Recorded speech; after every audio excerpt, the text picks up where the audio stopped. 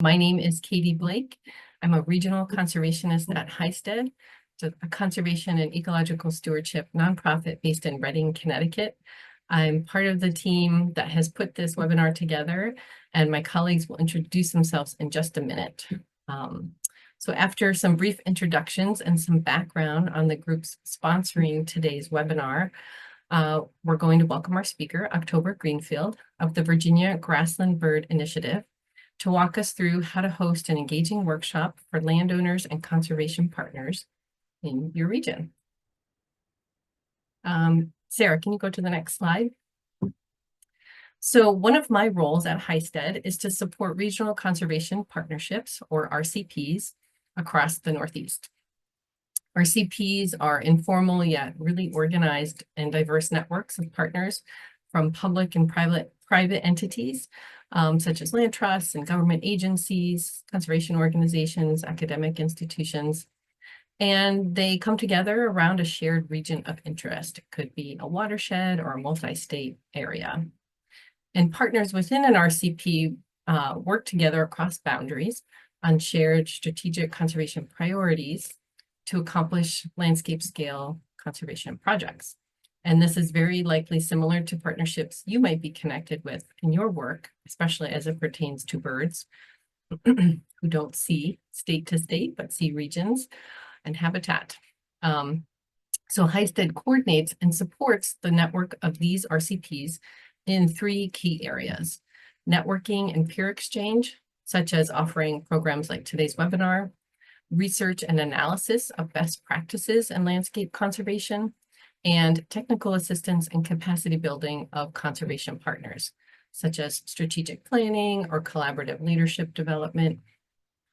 As leading collaboratives is a lot. It takes a lot of strategy. There are about 50 RCPs across the Northeast and Mid-Atlantic. And if in your work you're interested to learn more about connecting with these groups in your area, or to simply learn more, I'm going to put some information in the chat for you, or I think Meg will put it in the chat, some links. I also coordinate the Northeast Bird Habitat Conservation Initiative, one of today's sponsors, and which my co-coordinator, Sarah Barker, is going to tell you more about right now. Sarah. Thanks, Katie. Can you all hear me all right? Excellent. Okay. Good morning, everyone, and thanks so much for joining us. We are really excited to have October here today to present about this amazing outreach tool. But first, I want to give a brief introduction about two of the programs that are hosting this webinar. And then October will talk more about the Virginia Grassland Initiative once I turn it over to her.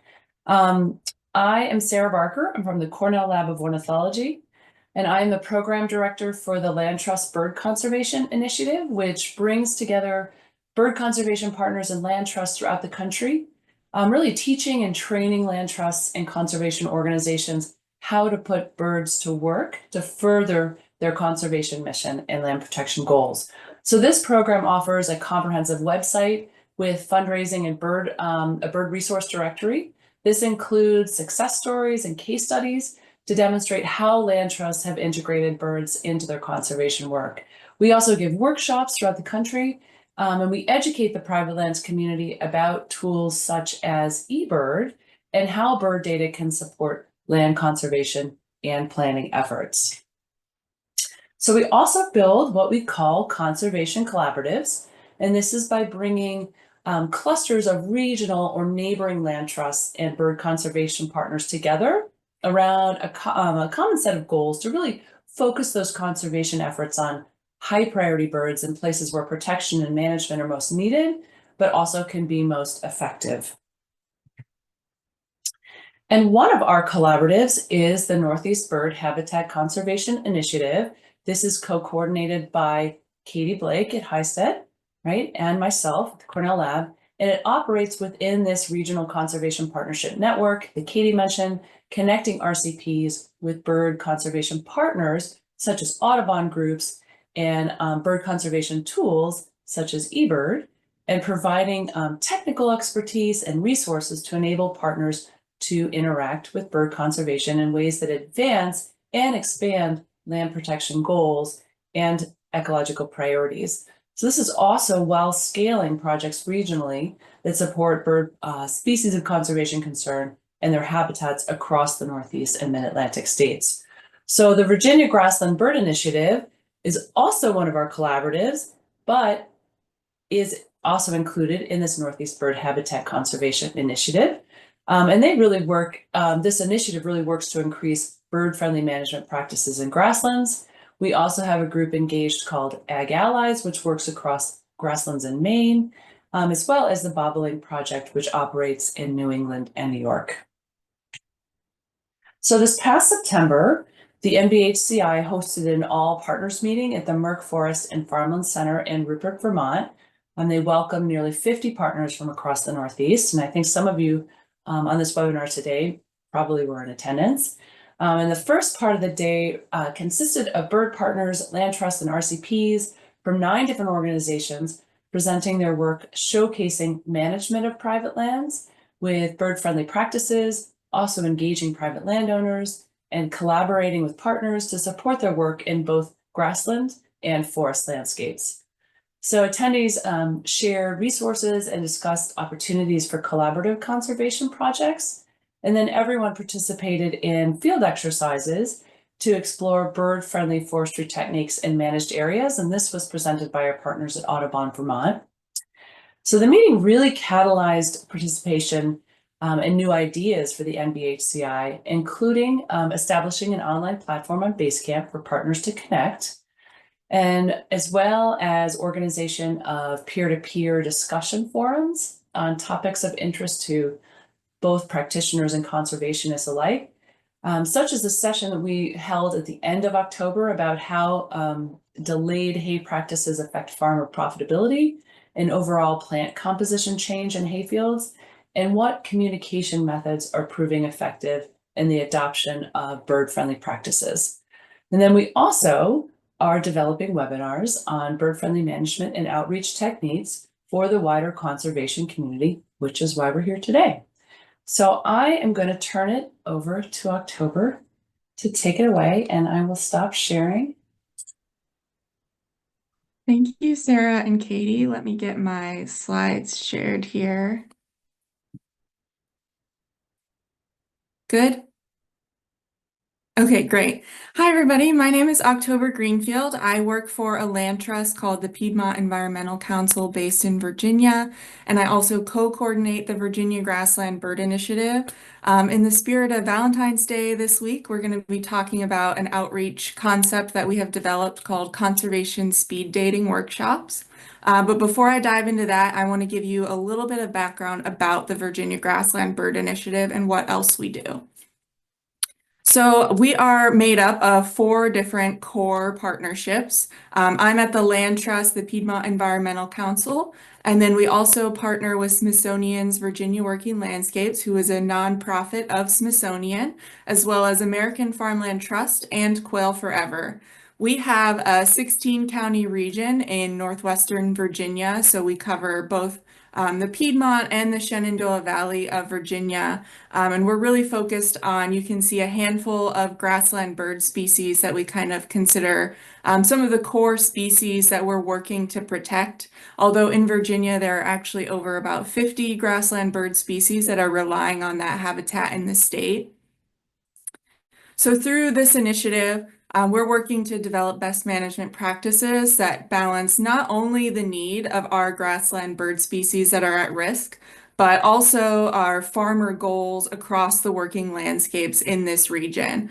So we have curated a list of about 20 best management practices that we promote pretty heavily, keeping in mind that we want to make sure all of these best management practices are feasible for farmers and landowners to implement, and that they're financially sustainable for folks to be able to actually practice these practices for into the future. So we work really closely with farmers in this region who are willing to implement and try out some of these practices, and we really take their feedback about these different programs into consideration as we develop our list.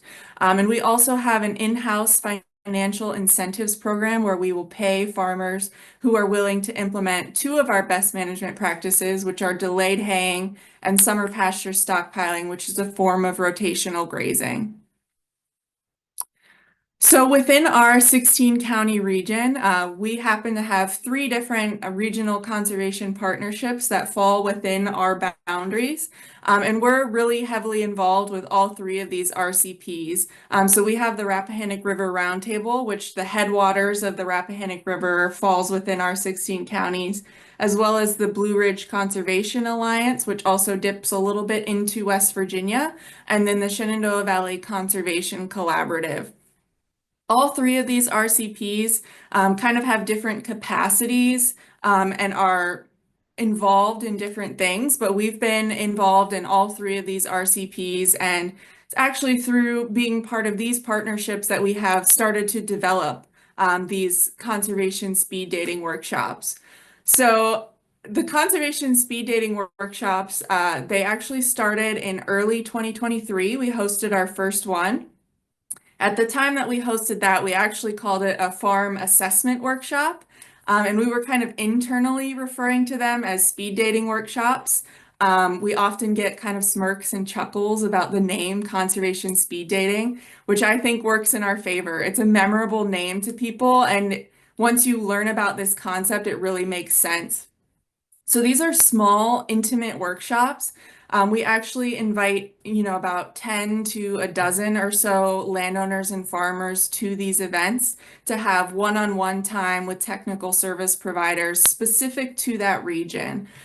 So these are, as I said, they're small workshops, but I think you get a lot of bang for your buck out of these in terms of actually connecting with these landowners and farmers and empowering them to actually implement conservation practices on their landscape.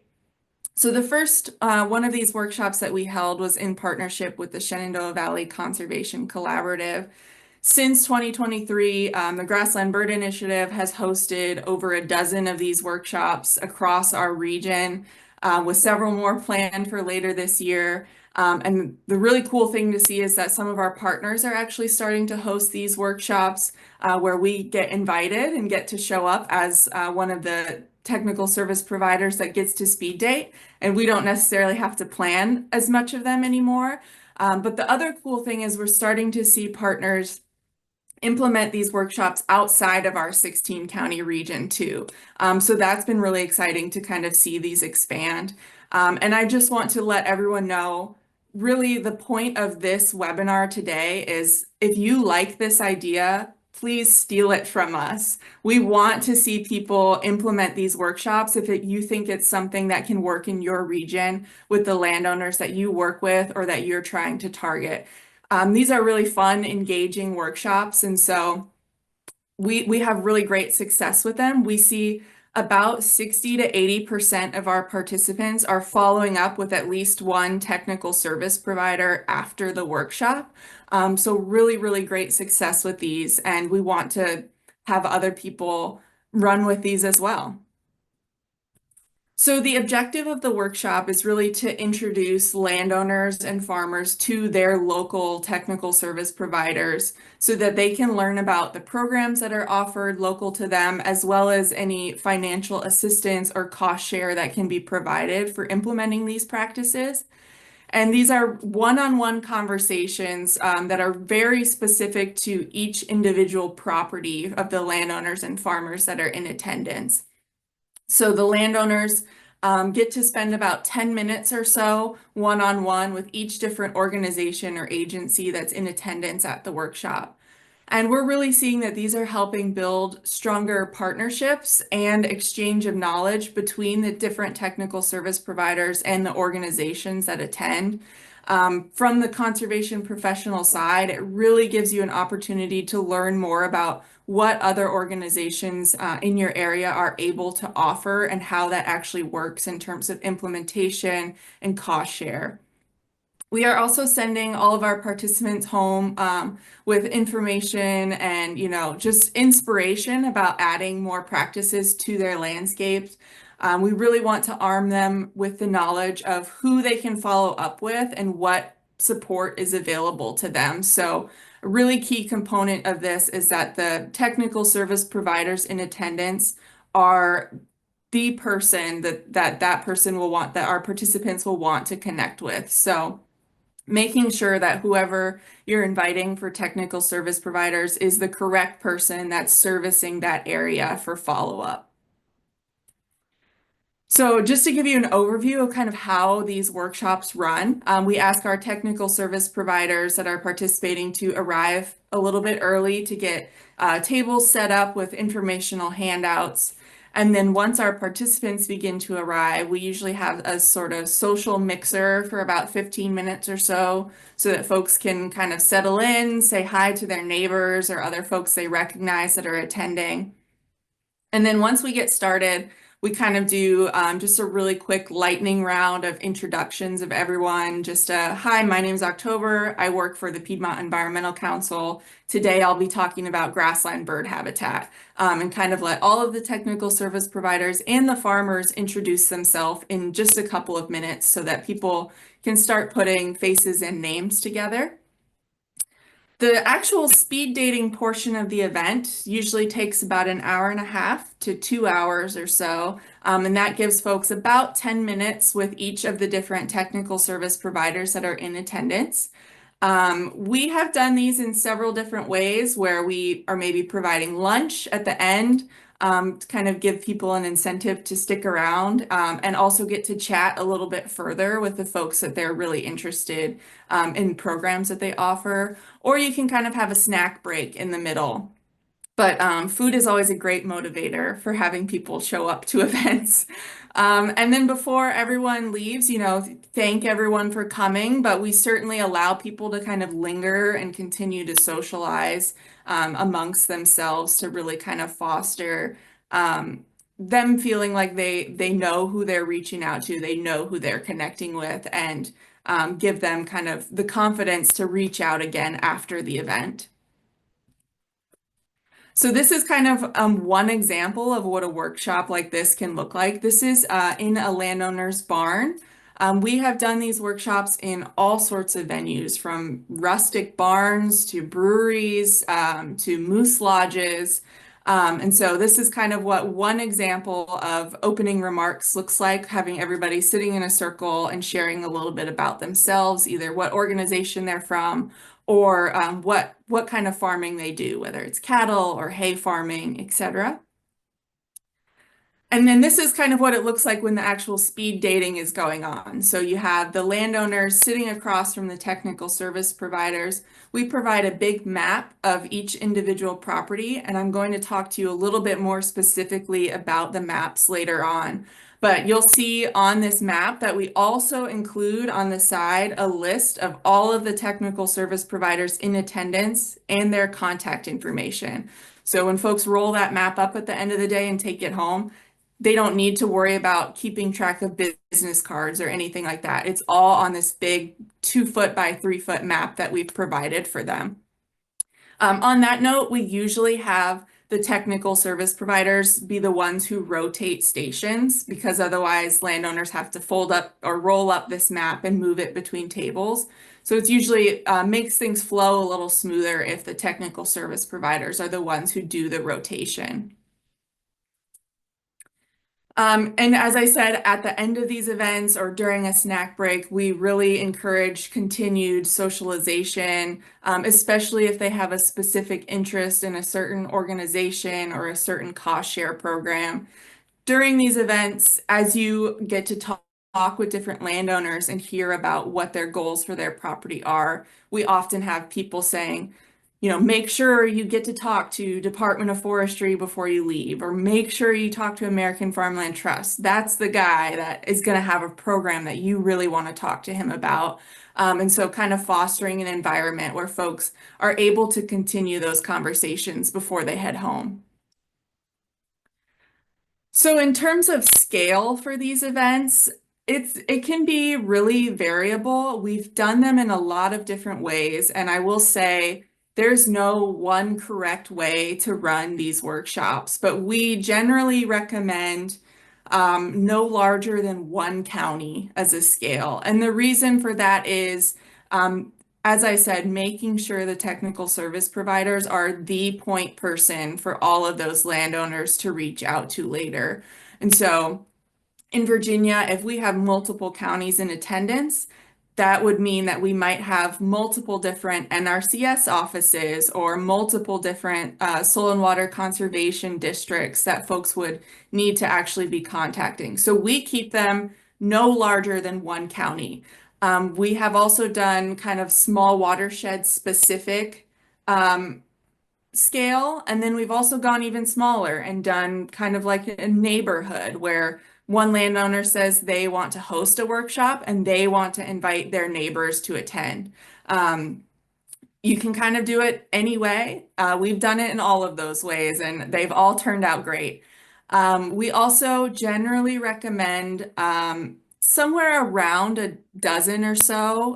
10 to 12 seems to be a really good magic number for landowners in terms of getting to spend an adequate amount of time one-on-one with technical service providers. And so if you have 10 to 12 landowners in attendance, that means you'll also want 10 to 12 different organizations in attendance for your technical service providers. It's generally okay for folks to have, one-off rotation where they get a break, but you don't want to have too many off rotations like that. Otherwise, landowners can kind of disengage from the program a little bit and start wandering out the door. So, if you have 12 landowners and 11 technical service providers, that usually works out pretty well. And this is just an example of a flyer that we use to promote the programs on social media or on email blasts, or even asking some of our attending partners to share with their networks as well. We usually have folks RSVP just through email or sign up through a Google form. Since these are pretty small events, we usually don't distribute these flyers very widely. Otherwise, we get a lot of requests for sign up and we only have a limited number of spots per workshop.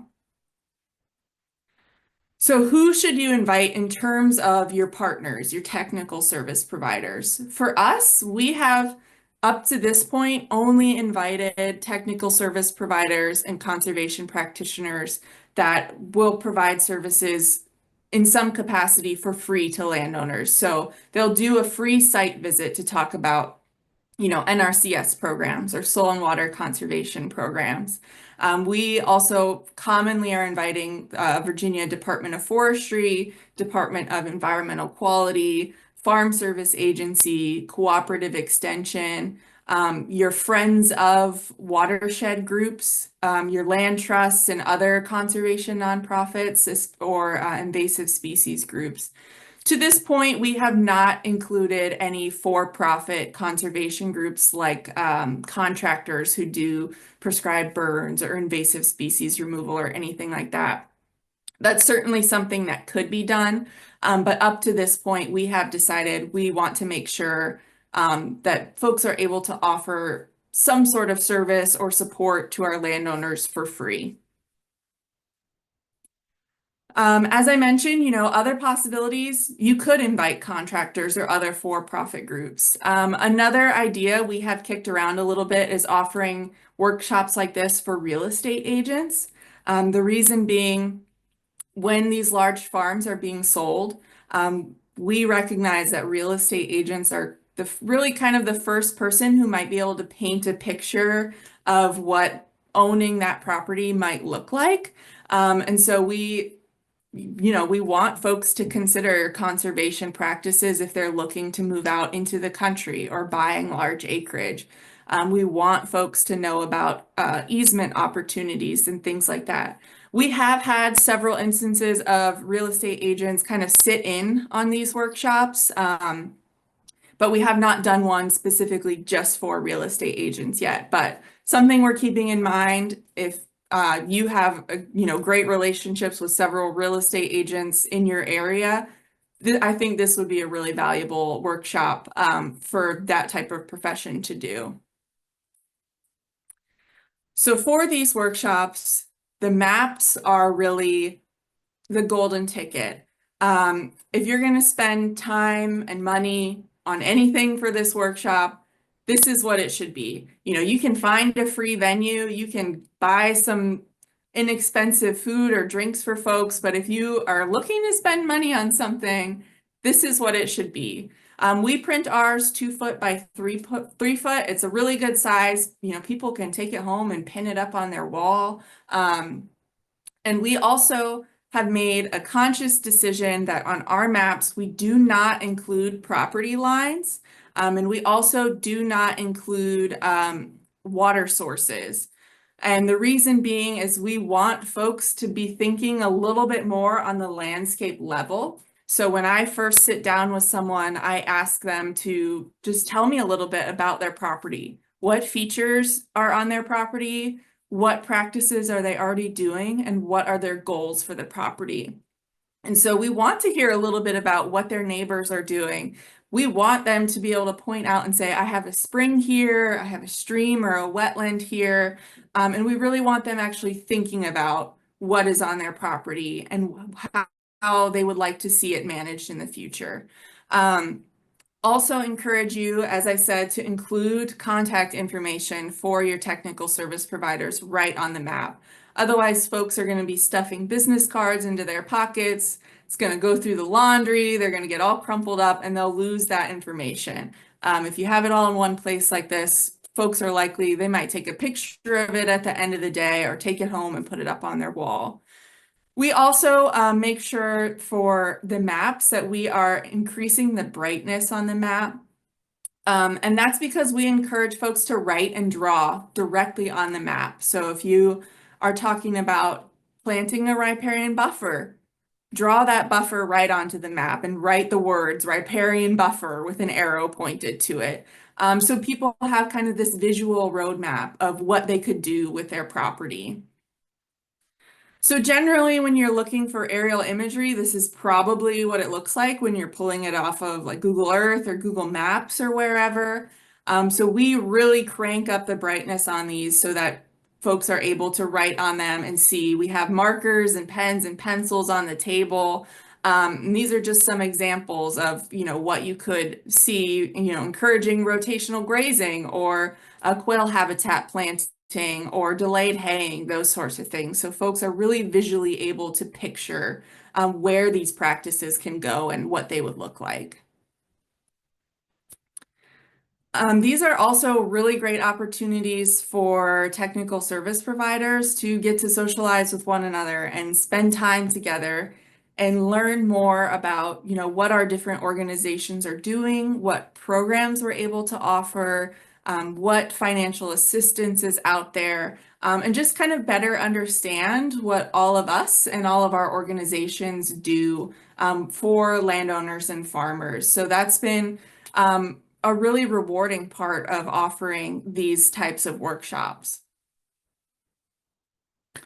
These are also really, really good training opportunities for new staff. We have had many instances of organizations bringing new staff to be able to shadow more experienced staff. It's kind of a great way to just throw somebody in and start just rapid fire learning about the programs that your organization offers. So as you're onboarding staff, I actually last year, we had a new staff person join at PEC as part of the Virginia Grassland Bird Initiative staff. And the first couple of events that we had her attend were these workshops. And the first time she shadowed me, first half of the day, you know, I did a lot of talking with the landowners. And then as she kind of felt more comfortable with our programs and what we can offer and learning what kind of questions landowners often ask, it was a great chance to kind of prompt her a little bit to be the one doing more of the talking and starting to get her feet wet, being able to communicate these programs with landowners. And so we've had all sorts of organizations use this as a really awesome learning opportunity for your new staff. As I mentioned, sometimes we take these down even to, you know, community or neighborhood levels, and these are really cool opportunities for neighbors to meet each other, sometimes for the first time. I think our communities these days are so disconnected from one another that folks don't even know who their neighbors are. And so these workshops have been a really great way to help develop those relationships, especially kind of around this shared value of, stewarding the land and working towards conservation goals. We had one workshop in particular where we had 3 next door neighbors attending. And it just so happened that there was a stream that crossed all 3 of their properties. And by the end of the workshop, they had a plan in place for how they could do some stream restoration across all 3 properties with cost share available to help them do that. And they were all so excited. They had all their maps lined up in a row so you could see where all the properties connected and you could see the riparian buffers drawn onto the maps. So it's a really great way, as I said, to look kind of at the larger landscape and get people thinking about what their neighbors are doing, and getting them to work together. It also gives them, a good tool for when they are talking to other neighbors, to just share what they've learned, what they've done in practice, and get more and more people in our community on board. So these have just been a really great way to have people connect within their own community. Another great win for these is they can be super family friendly. We've certainly had folks with young children, younger or newer farmers that have attended, and that's been really wonderful. It's kind of I guess, know your audience. We have had other workshops that we've held where, the landowner rolls out a cooler of beer at the end of the day for all their neighbors to share a drink together. And so it's just, as I said, a really great way for communities to connect, a really great way to get the whole family involved in thinking about what they'd like to see implemented on their property in terms of conservation. So here's just an example of, one way that these workshops can look. We also encourage technical service providers to bring handouts related to their program. So you can see in this photo, you can, give a handout directly to a landowner, relate that handout directly to the land you're talking to the landowner about managing. And folks can kind of make that connection in their brain. And then you can, leave that handout with them, just as kind of a connection. When they look back at their map, they have that handout with them. Here's another example. This workshop, these 2 landowners, they had mostly forest, but they had done a really great native wildflower meadow establishment, and they were talking in this picture with Department of Forestry about the possibility of doing a prescribed burn there. As you can see, Department of Forestry left a little booklet with them all about prescribed burns. So it's a great way for folks to learn about management techniques that maybe they had never considered before, or maybe they had thought were not possible on their property, and learning about how they can actually, take that information home and implement it. So as I said, we want anyone who's interested in this idea to take this idea and run with it and make it your own. We actually have an in-house guide to how to run these workshops. So I hope this presentation has kind of been helpful in wrapping your head around how to run them. But there is also a written guide, so you can go back and look through it. If you go to our website, vagrasslandbirds.org/resources, right at the bottom of our in-house resources is that guide. When you open it up, it'll look a little bit like this. And so when we are planning these workshops, we generally have a list of which technical service providers will be in attendance, which landowners or farmers have signed up and plan to be in attendance, as well as address and other relevant information for putting together their maps. There is a map template within this folder, so you can just steal that and then throw your own maps right into it.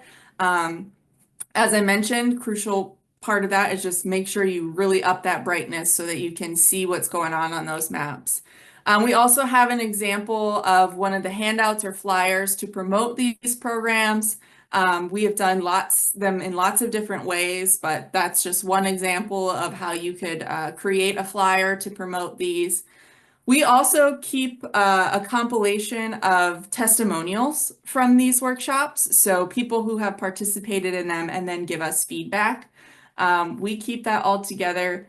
which is really helpful for us, not only to just use that feedback to improve the workshops, but actually it will help us promote these workshops as well. If we are doing a press release or some other kind of promotion, we can throw a quote about that workshop, right into that promotion, which has been really helpful. And then a larger guide that takes you step by step, kind of a lot of the things that I just talked to you all about, but in written format, right in there in the folder. We also keep a handful of photos in here so you can see what some of these different venues look like, or, just some of the different ways that these events have been structured. But as I mentioned, there's really no right or wrong way to do these events. We've hosted them at breweries where the brewery, provides a free drink ticket to people. We've done them in people's barns. We're doing one later this month at a community college. So really the sky's the limit on, what you want to dream of for these events. As I mentioned, we've done over a dozen of them now. And so if you are really interested in running with this idea and you have any questions, please feel free to reach out to me or anyone else on the team. We're more than happy to answer questions or troubleshoot or brainstorm any ideas that you might have for these workshops.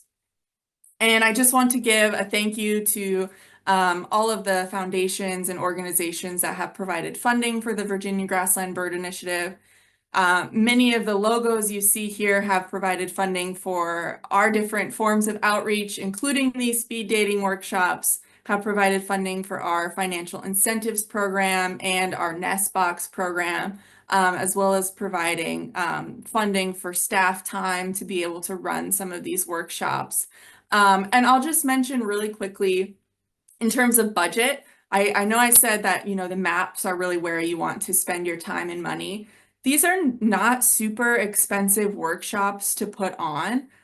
We generally, in any grant request, we budget about $2,500 for a workshop, which includes printing maps, potential cost of renting a venue, food, beverage, staff time, etc.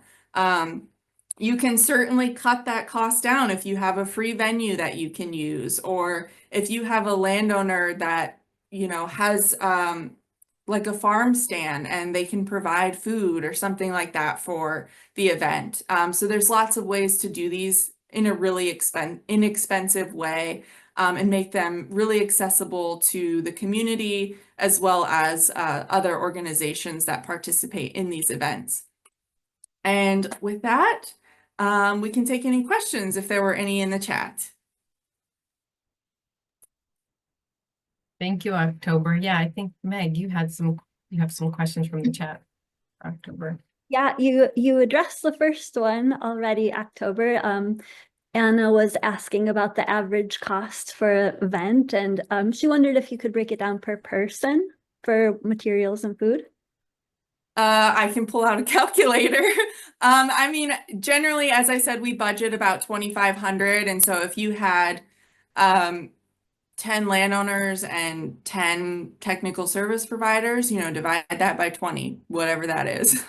They're not super expensive events unless you want them to be. I mean, you could certainly, rent a really fancy venue if that's the landowner, the type of landowner that you're hoping to reach with these events.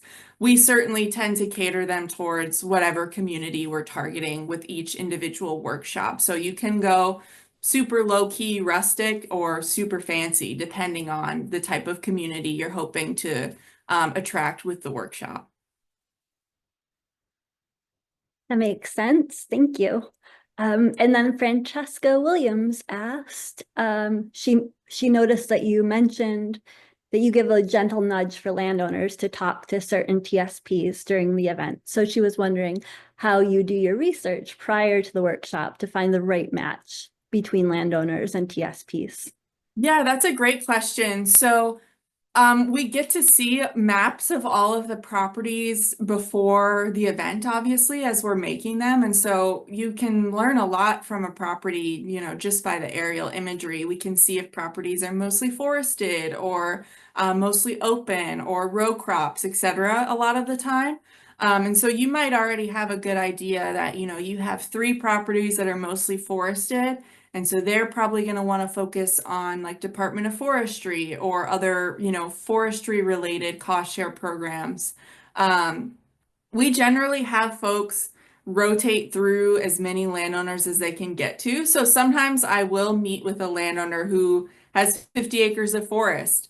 They're not going to be a good fit necessarily for our grassland bird programs, but I can still talk to them about their goals for their property in terms of habitat or, if they're interested in a timber harvest. And because we are so familiar with all of our other partners and other organizations in the region, I can point out to them and say, make sure you talk to so-and-so before you leave today. They're going to have a program that you're really going to be interested in. So a little bit of it is before the workshop as we compile maps, and then a little bit of it is kind of one-on-one when you sit down with someone and ask them what their goals are for their program or for their properties. Thanks, October. Another question from Anna Wilkins. Do you conduct exit surveys at the event, or do you follow up with emails? What's that look like? Yeah, great question. So we have done some surveys after events. We've done usually a couple of months after to give folks an opportunity to, schedule site visits with technical service providers. And so we have sent surveys out just asking if they followed up with anyone, if so, who, have they actually implemented any of the practices yet? And so that's how we've come to learn that somewhere between 60 to 80% of folks in attendance reach out to at least one of the organizations that they talk to at the event. We did a lot more of the surveys when we first launched these workshops.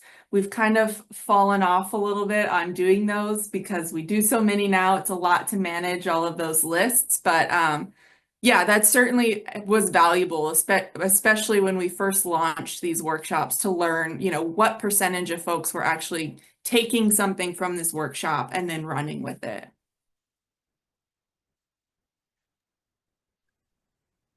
And as for registration, October, what kind of information do you collect in your registration form? And Yeah. give yourselves to make the maps in preparation for these workshops? Great question. So when we have people register, we generally need name or names of whoever will be in attendance, an address, the number of acres that they own. Sometimes we have folks who register that have multiple properties too, so that can be a little challenging in terms of maps, but let's just pretend everyone only has one property that they're interested in, so we would need acres. We do collect sometimes a little bit of information about what practices they already do on their property, like grazing or haying or mostly forested land, things like that. If the property is already under conservation easement or not is something that we collect sometimes for these events. What was the second part of that question again? The second part was how long you give yourselves to Right. That has been a kind of a learning experience. You definitely don't want to leave the maps until like the day before or the day of, because inevitably your printer will fight back and you will struggle to print your maps. So kind of as we accept registrants on a rolling basis, we will create and print the maps. We try to start printing them at least a couple of weeks before. And then often, we have, 1 or 2 folks who are registering last minute. It's way less stress to have to print 1 or 2 extra maps the day before instead of trying to print a dozen of them and fighting with your printer or your big plotter. So I generally recommend printing on a rolling basis. I was just wrestling with my printer this morning, so that makes sense to me. The next question from Marcy. Do you recommend a certain time of year for these workshops, or have certain seasons been more successful? Yeah, so for the Virginia Grassland Bird Initiative, we generally try to avoid field season, which for us is like beginning of May through middle of July or so, or maybe middle of April through middle of July. because just all of our staff are out in the field doing bird surveys or nest box monitoring, etc. And so we generally do these in our off seasons. Not that any of us ever truly have an off season, but spring, winter, fall are good times, especially because a lot of these are indoors. So you can very easily do these events when the weather is not so nice and people don't want to be outside anyway.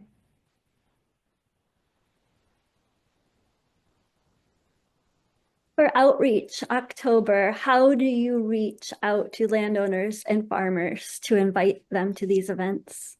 Yeah, we have done this in many different ways. One way you can do it is just an open call on social media or email and just first come, first serve basis. We have also done kind of curated lists of specific landowners or farmers that we really want to reach for one reason or another, whether that be we are really trying to convince them that they want to do a conservation easement, or they're a big well-known cattle farmer in the region and we'd like to see more conservation practices on the property. So you can do a curated list like that. You can do a mix of the two.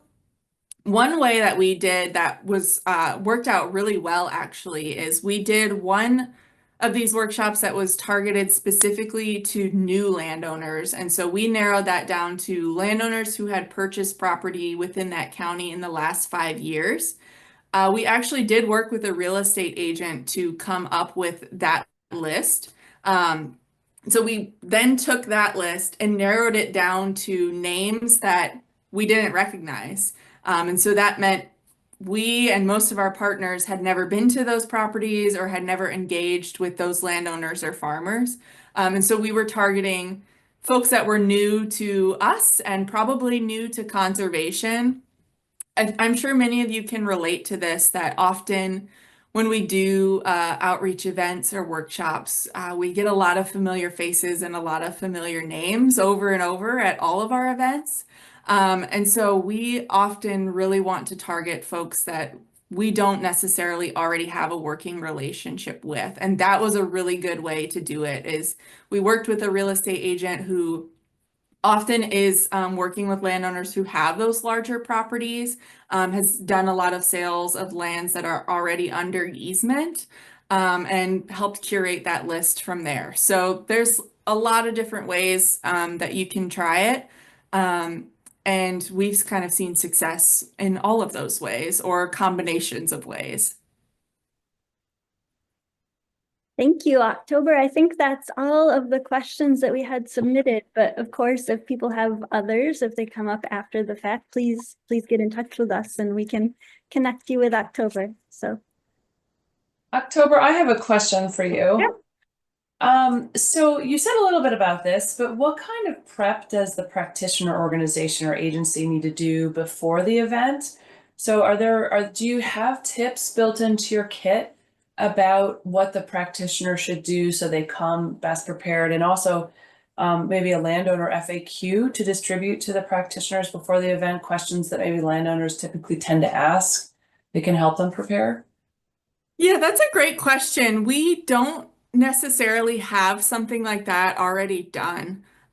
We mostly encourage folks to be prepared just to talk about the things that they're normally talking to landowners about when they do site visits. So what programs they offer, what funding is available, and kind of what is the contingencies or stipulations of being able to receive that funding. As I said, not necessarily every landowner's property is going to be a good fit for every conservation organization that might be in attendance, but I think it's still a really good way for folks to kind of get to know their local kind of conservation team. And we do ask folks to bring handouts related to any programs that they might be talking about. But beyond that, at least here, locally, most of our conservation practitioners and our TSPs, this is kind of what they do day to day when they're doing site visits or doing other outreach. It's just more one-on-one specific to a property. And then they get to do it 10 times instead of site visit by site visit. So I really think for asking partners to participate, It's not a huge lift. These events are, maybe 3 hours or so long, and they get to connect with 10 to 12 different landowners one-on-one. We have had folks ask, what is, the trade-off between spending 3 hours on 10 landowners versus a 1 hour lecture for 50 landowners. And from our perspective, the connections that you make and the impact that we're seeing from that one-on-one time in these small groups, is just astronomical compared to, lecturing to 50 landowners in an hour when you're not making that personal connection to their land with your program. So I think the time trade-off versus the amount of people you're reaching really makes these programs worth it. I would say on that note, the hardest part of putting these programs or these workshops together is getting all of your technical service providers in a room at the same time on the same date. And so we have actually managed that in two different ways, one of which is sending out like a doodle poll with date and time options and then choosing the most popular option. Or we have just chosen a date and sent out the invitations, and whoever can come can come.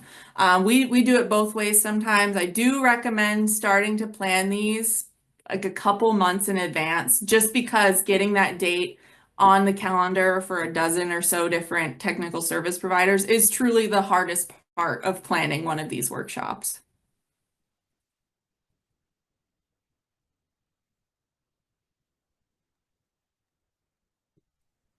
That's a October. really, I was going to say, I relate with that. I try to get folks in meetings all the time on a doodle poll. I'm noticing we have Sarah, did you have another part of your question? I didn't. I had one more question. I'm Oh, sorry. no, go for it. Yep. October year, this resources outreach, program is phenomenal, and I'm so excited to hear. I've heard you talk before, but I always have more questions whenever, you speak, and it's wonderful. And I'm wondering if maybe you could share with folks here. You had a slide at the end, but maybe if there's any grantors or funding resources that have been particularly successful for you as far as funding this type of event. So if there's others out there that might want to look for that type of organization, maybe you could share that with us. Thanks. Sure. I would suggest if you have local foundations that are often supporting conservation or agriculture related work, especially with an educational component or a component about reaching and connecting with underserved communities, that's a really great place to start. So locally here, we have like the Northern Piedmont Community Foundation. And they often award grants based in different counties for educational related activities. So if you have something like that local to you, that's a really great place to start. We generally are often writing these proposals as, maybe a $10,000 ask, and that will allow us to do 4 of these workshops in a year. That has worked really, really well for us. And I think, most places have some sort of local community type of foundation that is interested in supporting these, especially with the intersection of conservation and agriculture, because we really frame these as we have these best management practices that are a win-win for both conservation and agriculture. And there's a lot of funding out there, related to water quality and things like that. If they have some sort of educational component that you can kind of write to for your proposal, I think these are really compelling workshops. And we've heard from, multiple funders that this is a really cool idea and people get really excited about it, especially when you can show, that you have 50, 60, 70% follow-up, and then, 50% implementation of at least one conservation practice within a year or something like that, is really, really compelling to funders.